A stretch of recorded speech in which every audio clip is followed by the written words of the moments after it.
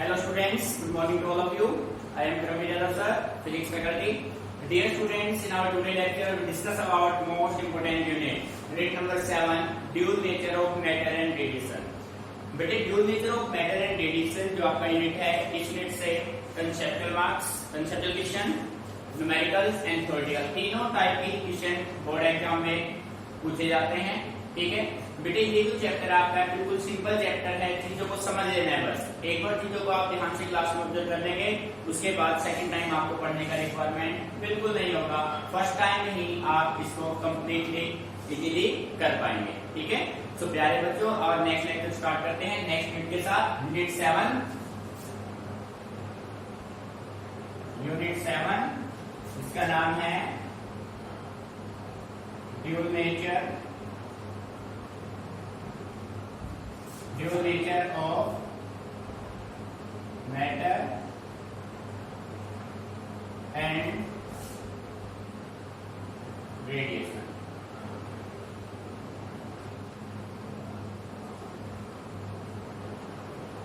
देखो क्या है बेटे, यूनिट आपका है dual nature of matter and radiation. बेटे ड्यूल मीन्स होता है टू, ठीक है। मैटर के टू नेचर्स होते हैं, लाइट के टू नेचर आपने पढ़े। बेटे 1921 से पहले लाइट का एक सिंगल नेचर हम स्टडी करते थे। फिर 1922 में एक साइंटिस्ट आया डी ब्रोगली ने एक हाइपोथेसिस दिया और उन्होंने ये प्रूव किया कि लाइट के टू नेचर होते हैं। एक होता है वेव नेचर, सेकंड होता है पार्टिकल नेचर। ठीक है, सो 1922 से पहले लाइट का सिंगल नेचर था। 1922 के बाद लाइट के ड्यूल नेचर हुए। One is wave nature, second will be particle nature. ठीक है, so let us start first. Our first topic is photon. बेटे बिल्कुल ध्यान से समझना है कंसेप्ट को। What are photons? ठीक है, चीजों को समझना है, फोटॉन होते क्या है। ठीक है बेटे, जैसा कि आपने ऑप्टिक्स चैप्टर में स्टडी किया था लाइट के बारे में, तो आप सिंपल वे में कह सकते हैं the packets of light energy. ठीक है, डेफिनेशन की हम बात करें तो हम कह सकते हैं the packets of light energy, the packets of light energy which are emitted by source of radiation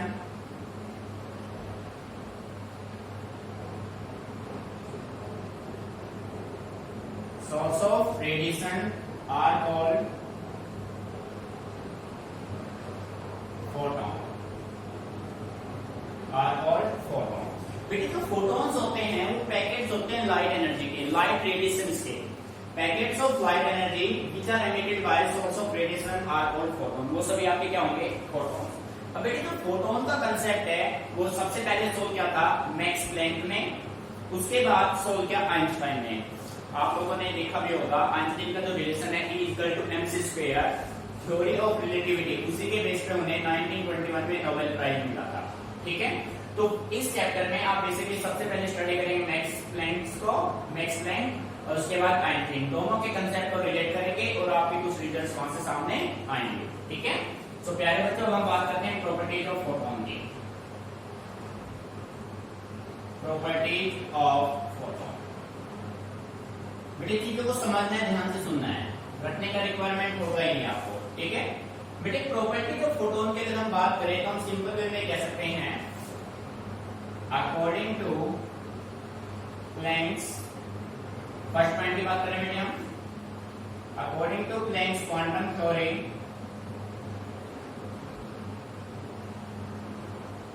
the energy of a photon,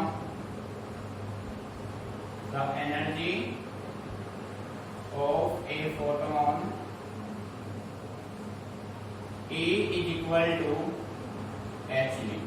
बेटे ध्यान देना इस बात पे। देखो, according to Planck's quantum theory the energy of a photon, Planck's के according जो किसी भी फोटोन का जो एनर्जी था वो E इक्वल टू क्या था? hν। ठीक है, ये था एनर्जी ऑफ ए फोटोन। बेटे निकाल लेते हैं। बेटे देखो प्लैंक कहता है, प्लैंक से क्वांटम थ्योरी में क्लियर है, the energy of a photon is equal to hν, where where E energy H, बेटे जो H है वो रिप्रेजेंट करता है प्लैंक्स के कांस्टेंट को, प्लैंक्स कांस्टेंट। बेटे प्लैंक्स कांस्टेंट की जो मैथमेटिकल वैल्यू होती है वो होती है 6.626 इंटू 10⁻⁻34 जूल सेकेंड। ठीक है, मेरी समझ में आ रहा है। और प्यारे बच्चों, इसी को अगर आप इलेक्ट्रॉन वोल्ट में चेक करेंगे तो ये बनेगा 4.136 इंटू 10⁻⁻15 इलेक्ट्रॉन वोल्ट। ठीक है, एंड न्यू रिप्रेजेंट H आपका प्लैंक कांस्टेंट है, न्यू रिप्रेजेंट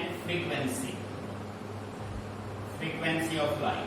ठीक है बेटे, प्लैंक्स की क्वांटम थ्योरी के अकॉर्डिंग अगर हम बात करें तो आप कह सकते हो the energy of a photon is equal to h nu। ठीक है, फर्स्ट प्रॉपर्टी के लिए, सेकंड विल बी, देखो अब बेटे जो फोटोन है, फोटोन जो है अगर वैक्यूम में हम बात करें तो फोटोन लाइट की स्पीड से ट्रेवल करता है। Photon travel with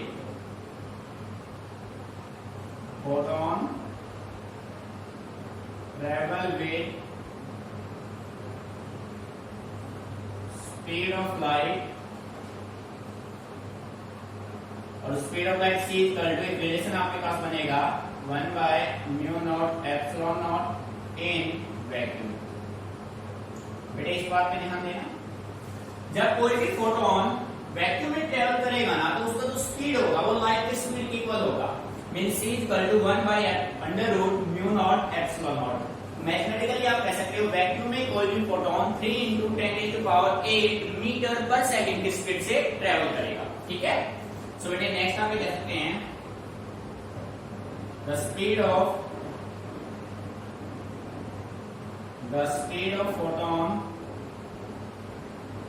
changes in going from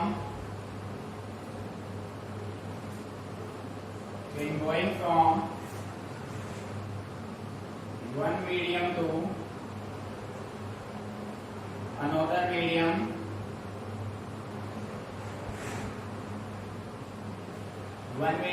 another medium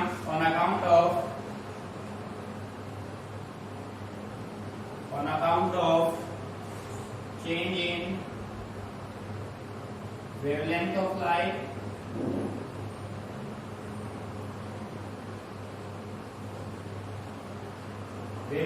light, frequency remains same,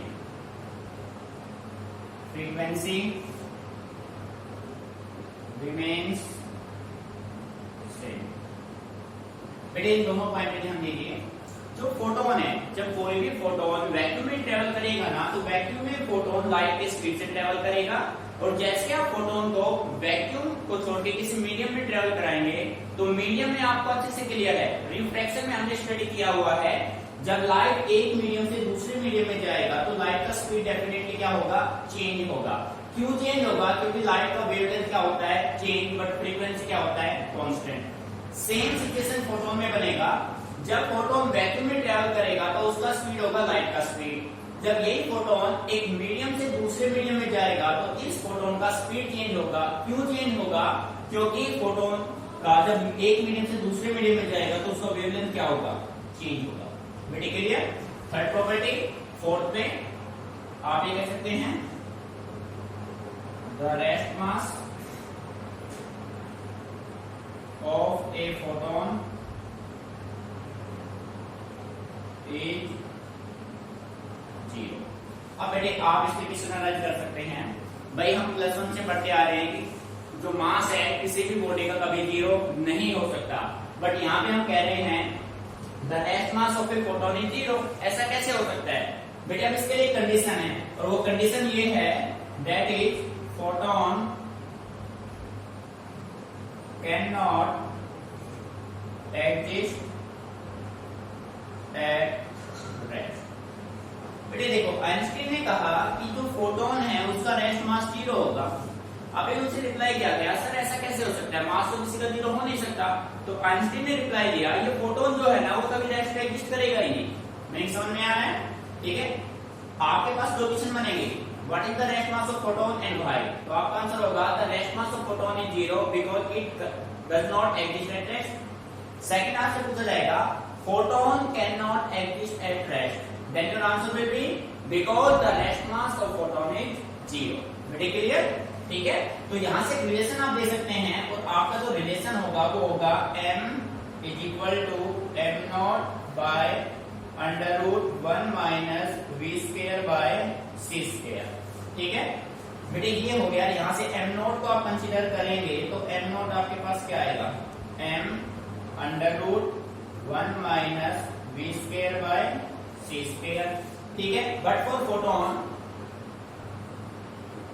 but for photon, photon के लिए न्यू किसके बराबर हो जाएगा बेटे, v है यहाँ पे, कुछ नहीं है भाई बेटे, v किसके बराबर हो जाएगा, c के। अभी आपने कहा ना कि वैक्यूम में फोटोन कैसे ट्रेवल करेगा, स्पीड के लाइट से, v equal to c, v equal to c होगा तो प्यारे बच्चों m नॉट किसके इक्वल हो जाएगा, 0 हो गया ना भाई। टू फोटोन का रेस्ट मास क्या होगा, 0 होगा। बेटे यहाँ तक क्लियर बेटे, 4 प्रॉपर्टी क्लियर। 5th पे चलते हैं, प्रॉपर्टी नंबर 5। ठीक है, 5th प्रॉपर्टी। अब हम बात करते हैं equivalent mass of a photon. Equivalent mass of a photon. बेटे आपको किसी भी फोटोन का इक्विवेलेंट मास कैलकुलेट यहां से करना है। अब देखिए, आप दो कंसेप्ट यूज करेंगे। फर्स्ट कंसेप्ट ये होगा according to Planck's, according to Planck's hypothesis. बेटे प्लैंक्स का हाइपोथेसिस कहता है energy of a photon equal to h nu. ठीक है, और बेटे न्यू किसके बराबर होता है, न्यू होता है c बाय लैम्डा, तो e हो जाएगा hc बाय लैम्डा। मैंने यहां तक clear, this is your first equation. अब बात करते हैं according to Einstein. According to Einstein, Einstein का हाइपोथेसिस क्या कहता है, आइंस्टीन कहता है the energy of a photon is equal to mc square. ठीक है बेटे, इक्वेशन हो गया second. On equating, on equating equation first and second, we get, देखो भाई फर्स्ट सेकंड इक्वेट करेंगे तो hc by lambda is equal to mc square. सो प्यारे बच्चों c से c कैंसिल हो जाएगा, ठीक है ना। सो यहां से जो आपके पास मास आएगा, मास किसके इक्वल आएगा, m equal to h upon c lambda. ये रिजल्ट बनेगा अपना, ठीक है ना भाई। Equivalent mass of a photon यदि आपको फाइंड आउट करना है तो आप क्या करेंगे, आप प्लैंक्स का हाइपोथेसिस और आइंस्टीन दोनों के हाइपोथेसिस को क्या कर देंगे, इक्वेट कर देंगे। ठीक है, तो आपके पास रिजल्ट बन जाएगा m equal to h by c lambda. Clear बेटे। नेक्स्ट प्रॉपर्टी नंबर 6 की हम बात करें तो हम ये कह सकते हैं momentum of a photon, momentum of a photon, momentum of a photon is p equal to h by lambda। बेटे किसी भी फोटोन का जो मोमेंटम होगा, लीनियर मोमेंटम होता है p equal to h by lambda। अब ये रिजल्ट कैसे बना, यहाँ पे आप देखो जब आप इन दोनों को इक्वेट करेंगे, एक c यहाँ पे बच गया, m into c आपका क्या होगा, m into c क्या होगा, लीनियर मोमेंटम, और h by क्या हो जाएगा, लैम्डा। नहीं समझ में आ रहा है। नंबर 7, ठीक है बेटे, आप कह सकते हैं जो फोटोन है ना, photon, photon carrying no charge, photon carrying no charge, hence not deflected by, not deflected by electric and magnetic field। बेटे इस बात को समझना, बेटे जो फोटोन है, फोटोन के पास कोई चार्ज नहीं होता है, फोटोन के पास कोई चार्ज नहीं है तो वो ना तो इलेक्ट्रिक फील्ड से रिफ्लेक्ट होगा ना ही मैग्नेटिक फील्ड से रिफ्लेक्ट होगा। बेटे आप बात को समझिए, भाई हमें स्टडी करना था फोटोन। फोटॉन्स होते हैं packets of light energy.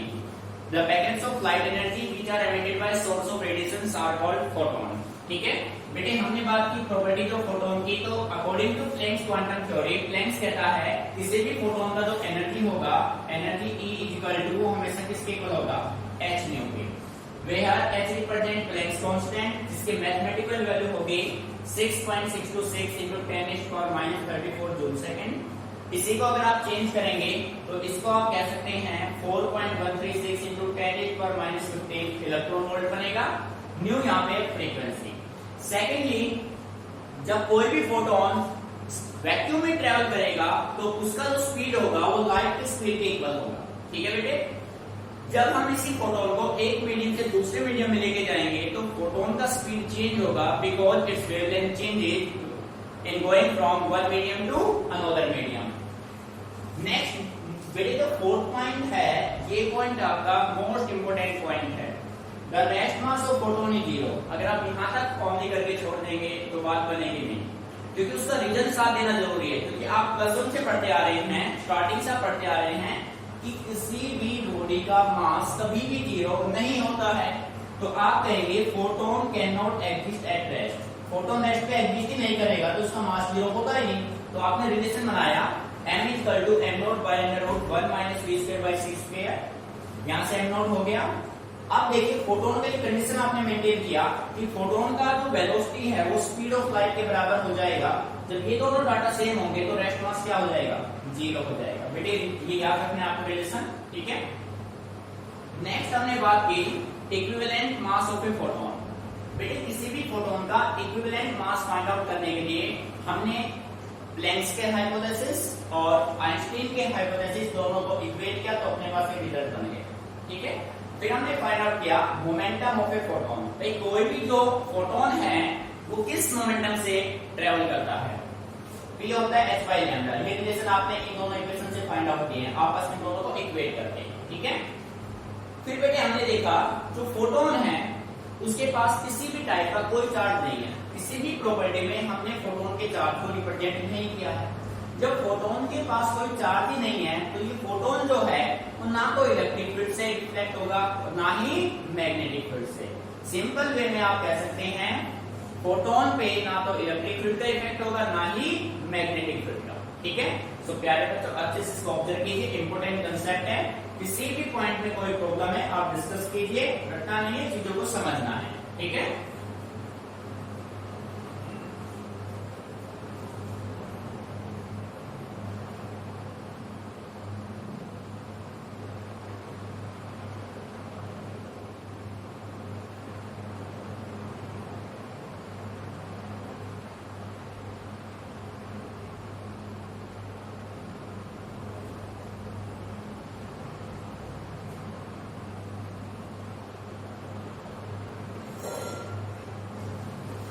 so students, our next topic is free electron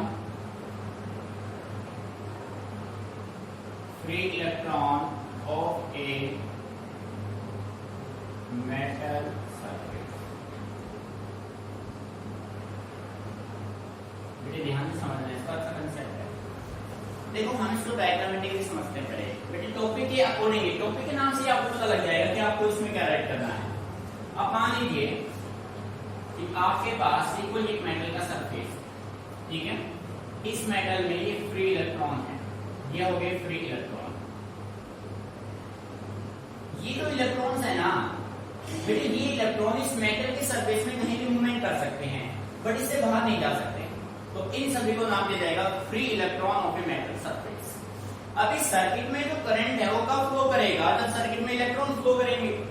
जब तक किसी सर्किट में इलेक्ट्रॉन फ्लो नहीं करेंगे इस सर्किट में करंट का फ्लो बिल्कुल नहीं होगा। तो अब हम चाहेंगे कि ये जो इलेक्ट्रॉन है ये आउटसाइड कैसे ना कैसे जाए। ठीक है, तो बेटे सबसे पहले हम डेफिनेशन पुट करते हैं free electron of a metal surface. Free electron of a metal surface are those electrons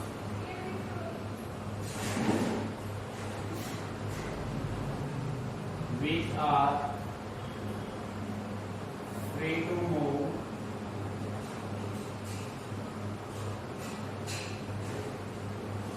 inside the metal surface, free to move inside the metal surface, but do not escape it. बेटे ध्यान दीजिए, free electron of metal surface are those electrons which are free to move inside the metal surface but cannot escape it. Escape is छोड़ना, leave. बेटे free electron किसी भी metal surface के वो electron होते हैं जो इस मेटल के सरफेस के इनसाइड में कहीं भी मूवमेंट कर सकते हैं बट इस सरफेस को छोड़ के बाहर नहीं जा सकते। ठीक है, अब हमें अगर सर्किट में करंट चाहिए तो हमें इन इलेक्ट्रॉन को एस्केप कराना होगा। ठीक है बेटे, किसी भी इलेक्ट्रॉन को मेटल के सरफेस से एस्केप कराने के लिए आपको आउटसाइड से कुछ एनर्जी देना होगा। ठीक है, और वो मिनिमम एनर्जी जिसके हेल्प से कोई भी इलेक्ट्रॉन इस मेटल के सरफेस को छोड़ के बाहर जाएगा वो उसका बन जाएगा वर्क फंक्शन। बेटे मीनिंग समझ में आया तो मैं कहना चाह रहा हूं। ठीक है, तो अपना नेक्स्ट टॉपिक बनेगा वर्क फंक्शन। काफी इंपोर्टेंट टॉपिक है वर्क फंक्शन। बेटे इसको दो सिंबल, या तो आपका एग्जाम में फाई नोट से रिप्रेजेंट मिलेगा या फिर इसको आप डब्ल्यू नोट से रिप्रेजेंट करेंगे। इसके लिए दो सिंबल्स डिस्क्राइब किए गए हैं। ठीक है, वर्क फंक्शन। ठीक है, तो आप सिंपल वे में कह सकते हैं work function,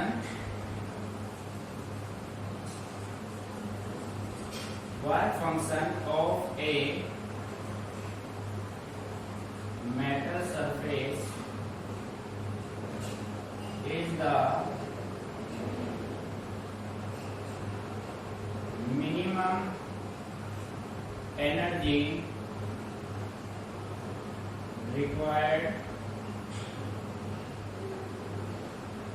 by an electron, minimum energy required by an electron to just escape the surface of metal.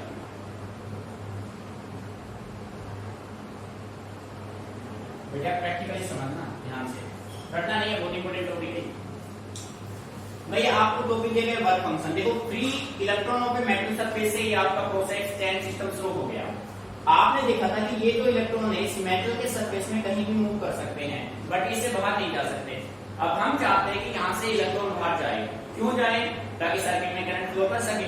तो बेटे इन इलेक्ट्रॉन को आउटसाइड में ले जाने के लिए हमें आउटसाइड से कुछ एनर्जी को प्रोवाइड कराना होगा। उस एनर्जी के हेल्प से ये इलेक्ट्रॉन इजीली एस्केप कर जाएंगे। ठीक है, और बेटे जो मिनिमम एनर्जी, वो मिनिमम एनर्जी जिसके हेल्प से कोई भी इलेक्ट्रॉन मेटल के सरफेस को छोड़ के बाहर जाएगा वो उसका क्या बन जाएगा? Work function. समझ में आ रहा है ना? यानी यहां से अब बेटे ये प्रोसेस होगा कितने में? भाई किसी भी इलेक्ट्रॉन का एमिशन मतलब बाहर लेके जाना कितने तरीके से आप कर सकते हैं उसके बारे में हम स्टडी करेंगे। सो बेटे वर्क फंक्शन की definition clear? Work function of a metal surface is the minimum energy required by electron to just escape the surface of metal. ठीक है, it is express in electron volt. ये ध्यान रखना, work function के साथ जो unit आपको मिलेगा ना वो कौन सा मिलेगा? इलेक्ट्रॉन वोल्ट मिलेगा। नहीं समझ में आ रहा है? ठीक है, ध्यान रखिए क्लियर। अब हम बात करते हैं types of emission of an electron, यानी किसी भी इलेक्ट्रॉन को मेटल के सरफेस से आप कितने तरीकों से एमिट करा सकते हैं। एक बार इसको नोट कर लो, फिर उसकी बात करते हैं।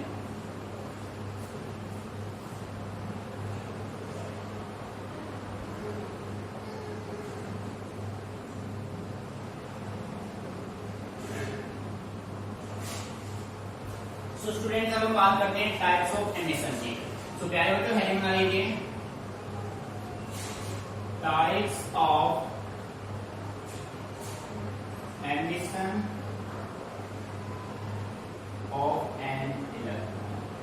बेटे किसी भी मेटल के सरफेस से आप इलेक्ट्रॉन को कितने टाइप से एमिट करा सकते हैं उसकी अब हम बात कर रहे हैं। कितने मेथड आपके पास है, कितने तरीके हैं जिससे आप किसी भी इलेक्ट्रॉन को मेटल के सरफेस से इजेक्ट करा सकते हैं, एमिट करा सकते हैं। ठीक है, देखो भाई ये आपके पास एक मेटल का सरफेस है, free electron of a metal surface हो गया ये सभी।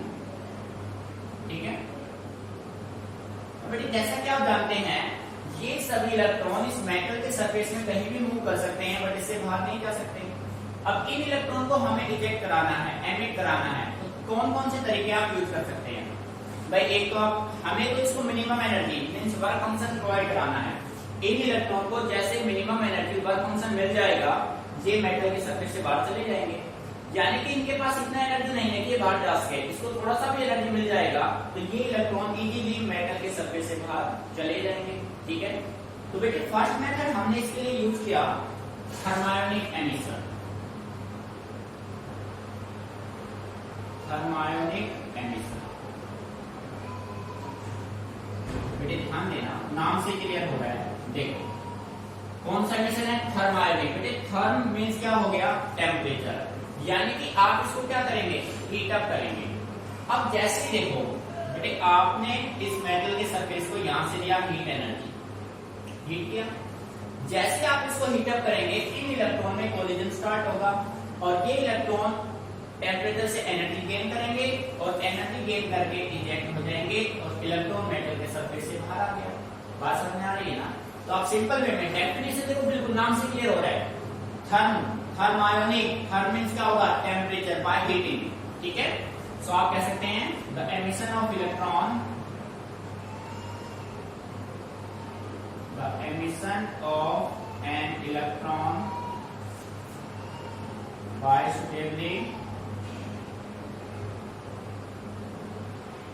by suitably heating it,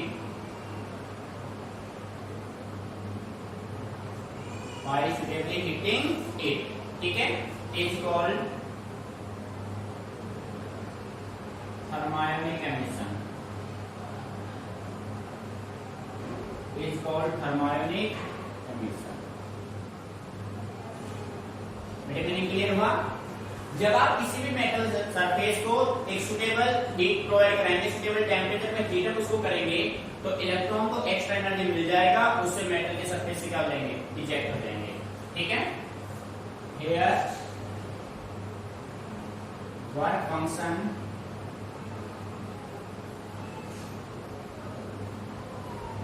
is provided by heat energy। Work function कौन प्रोवाइड कराएगा भाई? Heat energy. The emitted electron are called thermions. नहीं समझ में आ रहा है? देखिए यहां पे हमने कहा था इन इलेक्ट्रॉन को एस्केप करने के लिए कुछ मिनिमम एनर्जी का रिक्वायरमेंट होगा, तो उनका वर्क फंक्शन होगा। जैसे आप इसको हीट अप करेंगे इन इलेक्ट्रॉन को कुछ एक्स्ट्रा एनर्जी मिल जाएगी, जिसके हेल्प से बाहर चले जाएंगे। बेटे जितने जो भी इलेक्ट्रॉन एमिट होंगे ना, उन सभी को क्या नाम दिया जाएगा? थर्मायंस। ठीक है, और यहाँ पे जो वर्क फंक्शन मिनिमम एनर्जी मिला है वो किसकी वजह से मिला है? ड्यू टू हीट एनर्जी की वजह से। मीनिंग समझ में आ गया?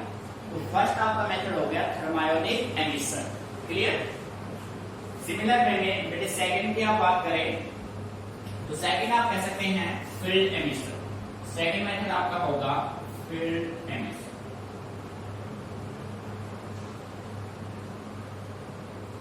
बेटे फील्ड एमिशन क्या होगा? देखो बात तो समझना है, कॉपी नहीं करना है। हम भाई इलेक्ट्रॉन को इजेक्ट कराना चाह रहे हैं, तो आप क्या करोगे? उस मेटल के सरफेस पे आप स्ट्रॉन्ग इलेक्ट्रिक फील्ड एक्सर्ट करेंगे। उस स्ट्रॉन्ग इलेक्ट्रिक फील्ड की वजह से वो सब इलेक्ट्रॉन को एक्स्ट्रा एनर्जी मिलेगा और वो मेटल के सरफेस से क्या कर जाएंगे? इजेक्ट कर जाएंगे। ठीक है, सो आप कह सकते हैं the emission of electron,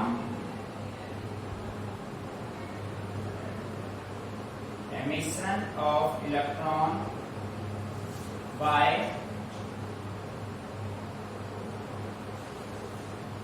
applying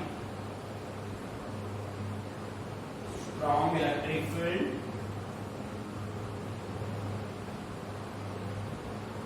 by applying strong electric field is called field emission, is called field emission। और बेटे यहाँ पे जो इलेक्ट्रिक फील्ड जो आप एक्सर्ट करेंगे उसका ऑर्डर होगा electric field of the order of 10⁸ volt per meter is applied for electron emission। बेटे बात को समझिए। बेटे फील्ड एमिशन में आप क्या करेंगे, आप मेटल की सरफेस पे स्ट्रॉन्ग इलेक्ट्रिक फील्ड अप्लाई करेंगे। उस स्ट्रॉन्ग इलेक्ट्रिक फील्ड के हेल्प से इलेक्ट्रॉन को कुछ एक्स्ट्रा एनर्जी मिलेगा और इलेक्ट्रॉन मेटल के सरफेस से क्या कर जाएंगे, इजेक्ट कर जाएंगे। बात समझ आ रही? ये दो मेथड आपके पास हो गए एमिशन ऑफ इलेक्ट्रॉन के। इसके अलावा दो मेथड अपने पास और बचते हैं, पहले तो एक बार कॉपी कर लीजिए, उनकी बात करते हैं। ठीक है,